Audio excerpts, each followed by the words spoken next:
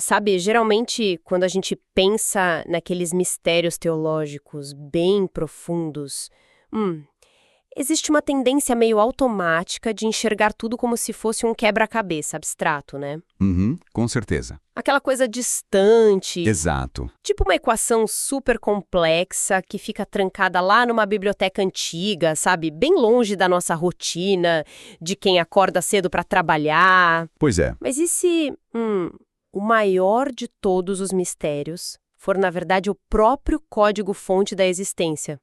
Tipo, a base de como a gente se relaciona mesmo. Olha, é exatamente essa mudança de paradigma, sabe?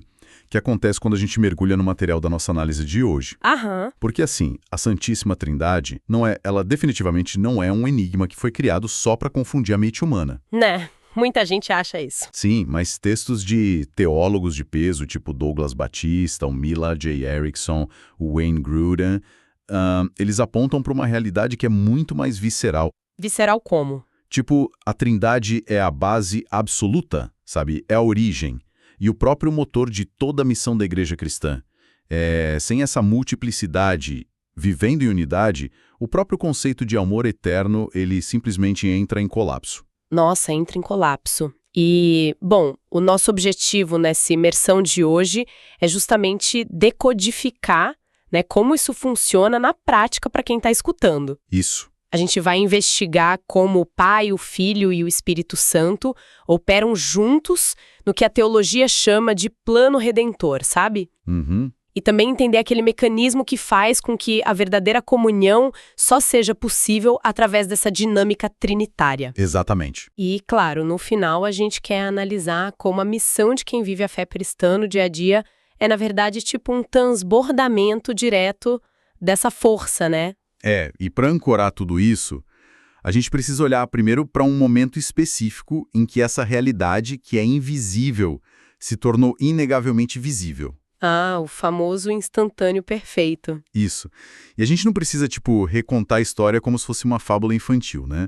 Basta a gente analisar o peso teológico que tem o batismo de Jesus lá no Rio Jordão. Aham, a cena clássica do Evangelho de Mateus. Perfeito. Todo mundo que acompanha o tema conhece a cena, né? É o Filho ali nas águas, o Espírito descendo em forma corpórea e a voz do Pai ecoando dos céus. Sim. Mas o que frequentemente escapa, sabe, o detalhe que muita gente perde, é que esse evento foi, na verdade, a refutação definitiva e visual de uma heresia antiga muito forte. Aquela heresia chamada modalismo, certo? Exato, o modalismo. Deixa eu ver se eu consigo explicar o modalismo de um jeito simples. É aquela ideia de que Deus seria apenas uma única pessoa, né, que coloca máscaras diferentes dependendo da época da história, é isso? Uhum, essa é a analogia perfeita. Tipo, no Antigo Testamento ele usaria a máscara do pai, aí nos Evangelhos ele troca e bota a máscara do filho, e hoje usaria a máscara do Espírito. Precisamente. E a igreja primitiva, ela lutou ferozmente contra essa ideia por um motivo lógico muito, muito claro. Qual? Pensa bem, se o modalismo fosse verdade, esse momento do batismo de Jesus seria um teatro cósmico bizarro. Nossa, é verdade. Um monólogo, né? Sim.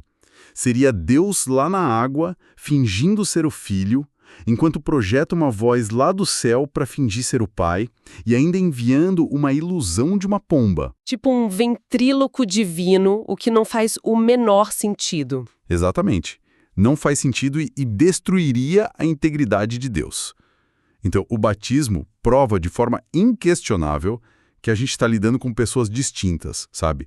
Coeternas e coiguais, atuando de forma simultânea e em sincronia perfeita. Não são fases sucessivas. Não, de jeito nenhum. É uma comunhão eterna e presente. E, nossa, isso nos leva direto para a engrenagem principal da nossa investigação de hoje.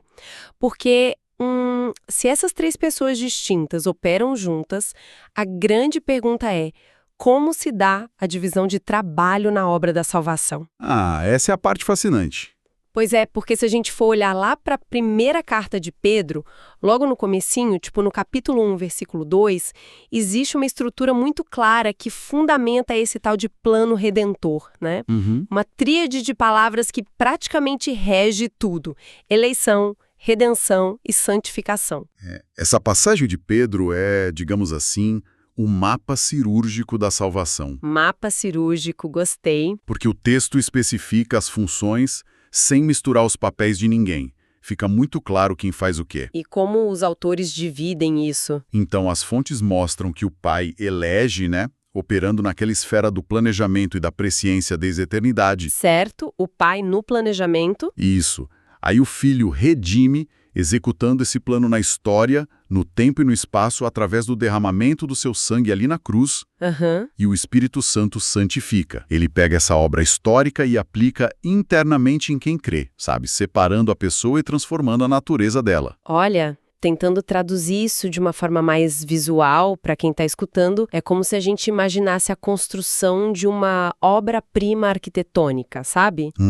Boa analogia. Tipo, o pai seria aquele arquiteto mestre que desenha a planta inteira, prevê cada detalhe antes mesmo do mundo ou do terreno existir. Exatamente. E aí o filho seria o construtor principal, aquele que desce para o canteiro de obras, suja as mãos, sabe, e ergue a casa com o seu próprio sacrifício. Perfeito. Ele executa o projeto. E o Espírito Santo seria quem entra nessa casa pronta, né? Ele acende as luzes, decora os cômodos, liga energia e torna o lugar realmente habitável. Olha, essa é uma transposição moderna excelente, porque ilustra muito bem a interdependência entre eles. E o Wayne Grudem, num dos textos, ele aprofunda exatamente essa dinâmica. E o que ele diz? Ele fala sobre a aliança eterna da redenção. A grande sacada teológica aqui, o ponto-chave, é que essa submissão de papéis, tipo o filho obedecendo ao pai, não indica de forma alguma uma inferioridade de essência. Ah, isso é importante frisar. Sim, o filho obedece ao plano do pai, não porque ele é um Deus menor, sabe? Mas porque existe uma harmonia funcional perfeita e, o mais importante, voluntária. Entendi. A essência divina de todos os três é absolutamente a mesma, é indivisível. Mas a forma de operar na história humana obedece a uma ordem lógica. Sabe o que eu acho interessante nisso? É que isso derruba completamente aquela noção quase folclórica, né, de que a salvação foi tipo um plano B de Deus. Nossa, sim. Um mito enorme. Sabe aquela imagem clássica de que a humanidade errou lá no Jardim do Éden e de repente Deus foi pego de surpresa, tipo, eita, deu ruim, vou ter que improvisar uma missão de resgate de última hora aqui. Esse é um erro super comum que acaba subestimando a própria eternidade de Deus, né? Se a gente lê o Douglas Batista e o Erickson com atenção, fica muito nítido que a queda da humanidade não gerou um momento de pânico lá no céu. Não teve correria. Nenhuma. O plano do Pai, essa arquitetura que você mencionou na analogia, já estava totalmente estabelecido antes mesmo da fundação do mundo. Está lá na carta aos Efésios, né? Exato. A obra de Cristo é só o desenrolar no tempo de um propósito trinitário que já era eterno. O mecanismo da presciência divina significa basicamente que a cura já estava elaborada antes mesmo da doença se manifestar na história humana. Nossa, cura antes da doença, isso é profundo. Mas, mudando um pouco de marcha aqui, vamos trazer isso da eternidade, né, lá de cima, para o chão de fábrica. Vamos lá. Porque a gente tem toda essa arquitetura cósmica, essa engrenagem perfeita da salvação. Mas como é que essa realidade massiva muda de fato a maneira como um grupo de pessoas se relaciona no dia a dia numa comunidade local? É uma ótima pergunta. Porque, cá entre nós, a teoria é impecável, mas a vivência humana costuma ser bem mais confusa e complicada, né? Sem dúvida. E para entender a aplicação disso, a teologia nos leva para uma segunda tríade. E essa é bem presente na rotina de quem frequenta comunidades de fé. Qual tríade? Aquela que está lá em 2 Coríntios 13:13, a famosa bênção apostólica. Ah, sim. O apóstolo Paulo escreve assim: a graça do Senhor Jesus Cristo, o amor de Deus e a comunhão do Espírito Santo. A gente ouve isso direto no final dos cultos, né? Pois é. E veja bem, não é apenas uma frase de efeito bonitinha para encerrar a cerimônia. Paulo está ali definindo o próprio ecossistema que mantém a vida cristã viva e funcionando. O ecossistema inteiro. Isso. E para explicar o mecanismo profundo dessa convivência, os teólogos resgatam um termo grego extraordinário das fontes. A palavra é pericorese. Pericorese. Confesso que esse é um daqueles termos que parecem bem assustadores à primeira vista para quem ouve. Parece nome de doença, né? Parece. Mas geralmente essas palavras difíceis escondem uns conceitos teológicos fascinantes. Qual que é a mecânica por trás de pericorese? É fascinante mesmo. A mecânica da pericorese é basicamente a interpenetração mútua. Como assim? Pensa numa simbiose perfeita, num nível ontológico muito profundo, onde as pessoas da Trindade habitam umas nas outras, mas sem perderem as próprias identidades. Então não é só que eles estão perto um do outro.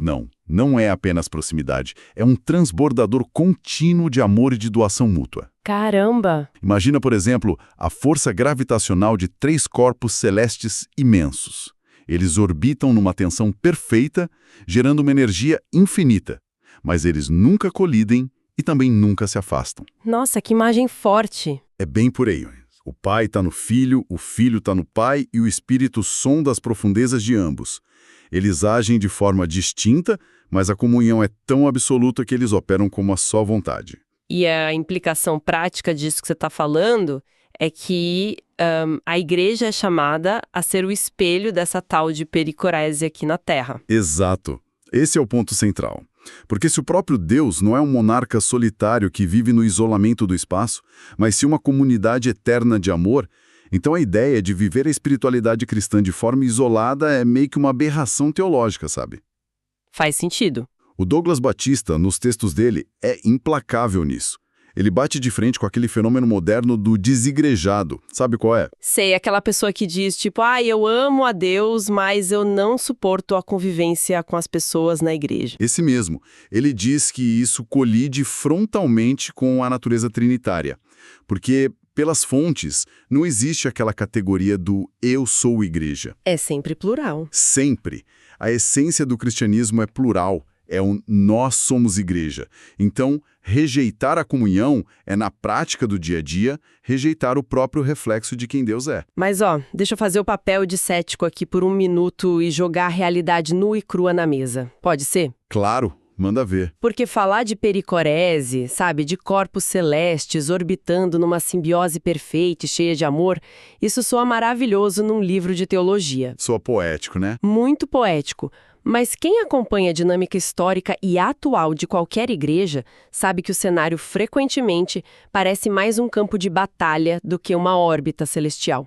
Não dá pra negar. A gente vê cismas, denominações brigando por causa de minúcias teológicas, tem vaidades, disputas de poder, divisões bem ferrenhas mesmo. Como que as fontes conciliam essa doutrina subliminar linda da Trindade com a realidade fraturada e às vezes até tóxica das instituições humanas? Olha, essa é a grande ferida do cristianismo histórico. E é legal pontuar que os autores que embasam a nossa conversa, eles não fogem dessa contradição.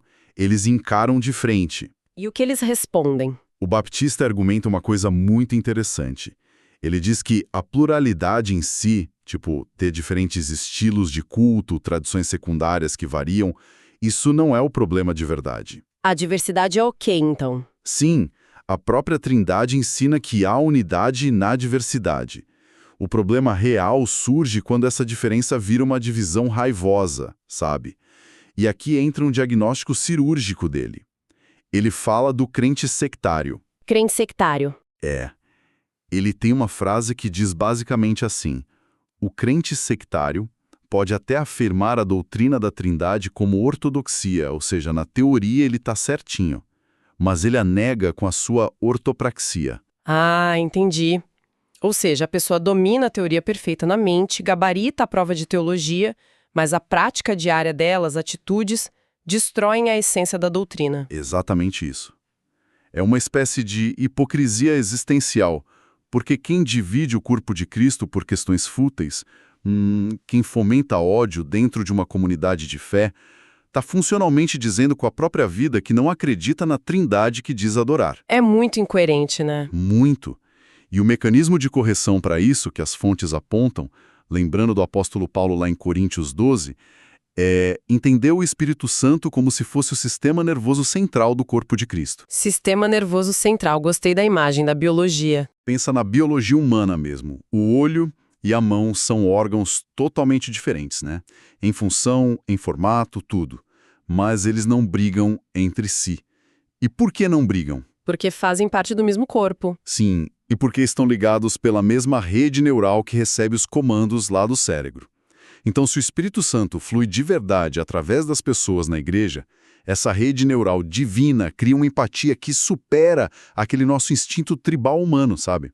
A comunhão só sobrevive às nossas falhas porque ela é sustentada por algo que é exterior ao indivíduo. Faz todo sentido. Se você corta o nervo principal, né, o membro simplesmente necrosa. A vida que flui ali não é gerada pelo próprio braço, mas pelo sistema inteiro ao qual ele está conectado. Perfeita analogia, é exatamente isso. Então, recapitulando o nosso trajeto lógico até aqui para quem está escutando. A gente começou lá com a arquitetura cósmica da salvação, certo? A tríade eleição, redenção e santificação. Isso mesmo. Daí a gente desceu para a aplicação comunitária, para o dia a dia da igreja, que é a pericorese traduzida em amor, graça e comunhão. O ecossistema. Mas tem um detalhe. Se a gente parar por aqui, a igreja vira apenas tipo um clube fechado, sabe? Muito bem resolvido internamente, mas isolado. Como é que essa força interna se converte em movimento para o lado de fora? Tipo, como a teologia trinitária impulsiona a missão no mundo real? Olha, você tocou no ponto que é o clímax do agir de Deus. É o que as fontes chamam de transbordamento contínuo. Transbordamento?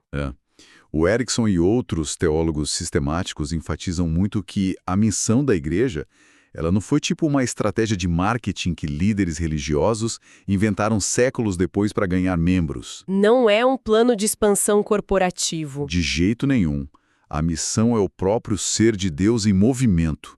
Eles usam o termo latino Missio Dei, a missão de Deus. E como as três pessoas atuam nisso? O Pai é a fonte primária de tudo, né? Ele é o coração que pulsa de compaixão e deseja que o mundo inteiro experimente essa salvação. Certo. Aí o Filho é quem executa essa abertura de portas. Ele derruba os muros. E lá, depois da ressurreição, é ele quem comissiona os discípulos com uma ordem direta, né? O ide por todo o mundo para expandir esse reino. E o Espírito Santo? O Espírito Santo é o agente que capacita. Ele é a força motriz que torna essa ordem humanamente impossível em algo executável. Pensando aqui, é quase como se fosse a estrutura de um fractal matemático, sabe? Como assim? Onde aquele padrão microscópico vai se repetindo em escalas cada vez maiores. Tipo, o amor que circula de forma perfeita dentro da Trindade se expande para criar comunhão na igreja e depois usa essa mesma igreja para se expandir em direção a toda a humanidade. Que visão brilhante! É bem isso mesmo. E nesse processo todo de expansão, pelo que você falou, o papel do Espírito Santo parece ser o diferencial absoluto da coisa, porque, cá entre nós, sem ele, aquela ordem do Filho de ir por todo mundo seria apenas um peso esmagador sobre os ombros, né? Seria uma missão suicida, para falar a verdade. Sem esse mecanismo ativo do Espírito Santo, a igreja seria só mais uma organização não governamental baseada em os princípios morais bacanas, e que fatalmente ia se esgotar em poucos anos. Uma ONG que logo fecha as portas. Exato. E o livro de Atos dos Apóstolos demonstra empiricamente, na prática, essa transformação. Tem aquele exemplo claro do apóstolo Pedro, né? Sim, pensa no Pedro e nos outros. Eram pescadores comuns, estavam lá letárgicos e totalmente acovardados depois da crucificação de Jesus. Estavam escondidos. Morrendo de medo das autoridades. Aí o que muda a psicologia de Pedro? O que transforma um cara que negou Jesus para uma serva por medo em alguém que depois levanta e enfrenta as maiores autoridades religiosas de frente? Com certeza não foi um curso de oratória e liderança. Definitivamente não. Foi a infusão de uma força vital externa. É o Espírito Santo quem distribui os talentos, dá os dons específicos para que a edificação aconteça. E é ele quem opera no mundo lá fora, convencendo a consciência das pessoas. Ou seja, a missão exige uma dependência contínua dessa força externa. Total. O esforço humano, sozinho e no braço, não produz resultados espirituais que duram. O que torna muito lúcido o porquê daquele rito de iniciação cristã ter a forma exata que tem. Você diz o batismo. A fórmula batismal, lá em Mateus 28, onde se diz que a pessoa é batizada em nome do Pai e do Filho e do Espírito Santo, fica claro que não é só uma frase mágica que o pastor diz ou um carimbo burocrático de entrada num clube religioso. Longe disso. E os autores são categóricos nisso. Esse rito é, na verdade, uma confissão pública e ontológica de que aquela pessoa está sendo imersa na realidade divina completa. É um atestado, então. Sim, quando alguém é batizado usando essa fórmula trinitária, a pessoa está atestando ali para todo mundo que a vida dela e a nova missão dela não estão mais isoladas. Ela reconhece que foi chamada pelo propósito eterno do Pai, que a dívida moral dela foi quitada lá na cruz pelo sangue do Filho, e que a partir daquele exato momento, a capacidade dela de caminhar, de servir e de amar depende inteiramente do combustível do Espírito Santo. No fim das contas, a adesão total àquele código-fonte que você mencionou bem no início da nossa conversa. Nossa, isso amarra tudo de uma maneira muito, muito sólida. A igreja definitivamente não é um subproduto histórico aleatório que surgiu do nada. Não, de forma alguma. Ela foi desenhada lá na eternidade pelo Pai, foi construída na história através do Filho e hoje é habitada e empurrada para o futuro pelo Espírito Santo. E o mais importante, se você tirar qualquer uma dessas 3 peças da engrenagem, a estrutura toda desmorona. Com certeza. A grande lição que eu sinto que a gente extrai dessa investigação toda é que viver de forma autêntica essa fé é logisticamente impossível se não houver um alinhamento constante, diário mesmo, com Deus triuno. Porque a nossa capacidade de ter união real, de superar os cismas lá que a gente falou e de impactar o mundo ao nosso redor na missão, tudo isso depende da constante atuação dessas 3 pessoas nas nossas vidas. E olha, é exatamente nesse ponto de interseção, sabe, entre essa teologia majestosa e a nossa prática diária rasteira, que surge um diagnóstico meio perturbador das fontes. Diagnóstico perturbador, lá vem. Eu diria que é uma semente para reflexão que a gente precisa deixar plantada aqui no final. Manda. Porque ao longo da nossa conversa, a gente viu que a igreja primitiva e os primeiros discípulos, eles conviviam com o Espírito Santo de uma maneira muito fluida, né? Muito natural. Parecia que ele estava ali na sala com eles. Exato.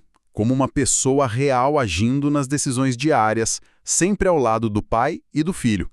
No entanto, se a gente submeter muitas das práticas comunitárias modernas hoje, e até as nossas vidas individuais, tá, a um raio-x honesto, Eita. o que a gente descobre? A gente descobre que, frequentemente, nós operamos de forma, digamos, binitária. Binitária. Nossa! Ou seja, apenas 2 partes da equação. A pessoa acredita no Pai e no Filho, mas acaba deixando a terceira pessoa totalmente de fora da vivência real. Precisamente. É muito comum.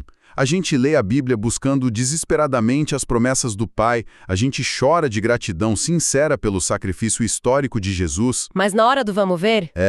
Na hora de enfrentar a rotina maçante, de lidar com aquele conflito difícil na igreja ou de buscar força para missões complexas na rua, o Espírito Santo é tratado, na melhor das hipóteses, como uma força impessoal, distante. Tipo uma energia cósmica. Isso. Ou, na pior das hipóteses, ele é completamente ignorado na prática diária. E a provocação das fontes é: o que acontece com a resiliência de uma comunidade inteira quando o próprio agente que aplica a salvação hoje, no presente, é deixado no escuro da teoria? O que resta da missão quando a bateria que deveria alimentar o carro é desconectada, né? É exatamente essa questão. Olha, essa é uma provocação fortíssima que deve ecoar na mente de quem está escutando a gente hoje. Fica a pergunta: será que estamos operando com o sistema completo que nos foi disponibilizado? Ou a gente está aí suando para tentar rodar um programa pesadíssimo com a peça vital desligada? É uma avaliação necessária. Muito necessária. Porque entender a Trindade não é só resolver um quebra-cabeça acadêmico, não é um joguinho de palavras para teólogos. É descobrir onde está o pulso vital da nossa própria existência e do nosso propósito. Fica aí essa reflexão para cada um explorar durante a semana. Muito obrigada pela companhia nessa análise e até a nossa próxima investigação.